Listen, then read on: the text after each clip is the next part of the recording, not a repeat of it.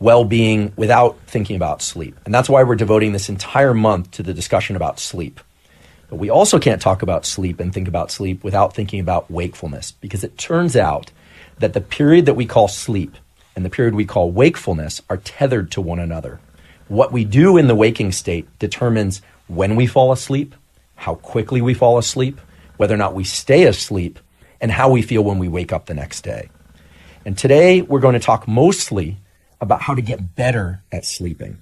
And the reason for starting the conversation that way, as opposed to just diving into a lot of biology about sleep, is because, first of all, there's a lot of information out there already about the biology of sleep. We're going to touch on a little bit of this, things like stages of sleep and sleep spindles, melatonin, and dreaming. But I think that by now, most people are aware that getting a really good night's sleep on a consistent basis is critically important. But most people don't know how to do that. In fact, I'm guessing that very few of you out there are consistently getting 7 to 9 hours of really terrific sleep, waking up feeling rested, like you're ready to attack the day, and being able to go through the day feeling focused and alert without dips in energy or focus. So if you're like most people, which includes me, you have some challenges with sleep, at least every third or fifth night or so, and maybe even more often. So we're really going to go tool heavy today and talk about tools that can help you fall asleep, sleep better, and emerge from sleep feeling more rested. And we're going to do that by grounding our discussion of tools in peer-reviewed studies, mostly from the last 10 years, although some even more recent than that.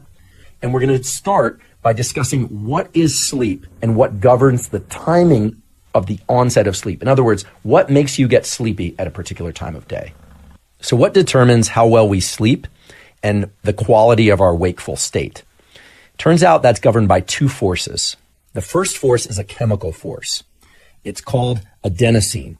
Adenosine is a molecule in our nervous system and body that builds up the longer we are awake. So if you've just slept for 8 or 9 or 10 really deep restful hours, adenosine is going to be very low in your brain and body. If, however, you've been awake for 10, 15 or more hours, adenosine levels are going to be much higher. Adenosine creates a sort of sleep drive or a sleep hunger.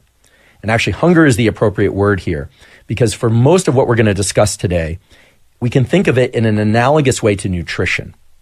Your nutrition and how well you feel after you eat certain foods, your overall level of fitness and your cellular health and your heart health isn't governed by any one food item that you might eat or not eat. It's governed by a number of different factors: how often you eat, how much you eat, which items you eat, etc., and what works best for you.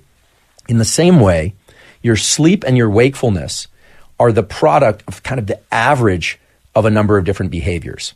How long you've been awake is a key one because of this molecule adenosine.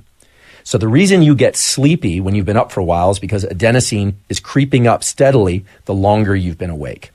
And a good way to remember this and think about adenosine is to think about caffeine.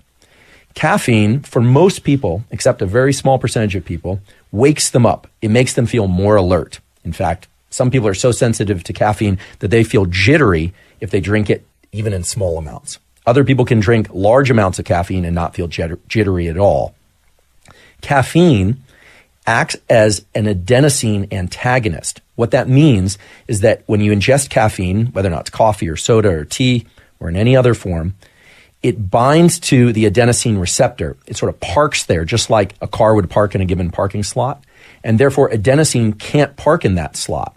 Now, when caffeine parks in the adenosine receptor slot, nothing really happens downstream of that receptor. The receptor can't engage the normal cellular functions of making that cell and you feel sleepy. So the reason caffeine wakes you up is because it blocks the sleepiness receptor. It blocks the sleepy signal. And this is why when that caffeine wears off, adenosine will bind to that receptor, sometimes with even greater what we call affinity, and you feel the crash. You feel especially tired.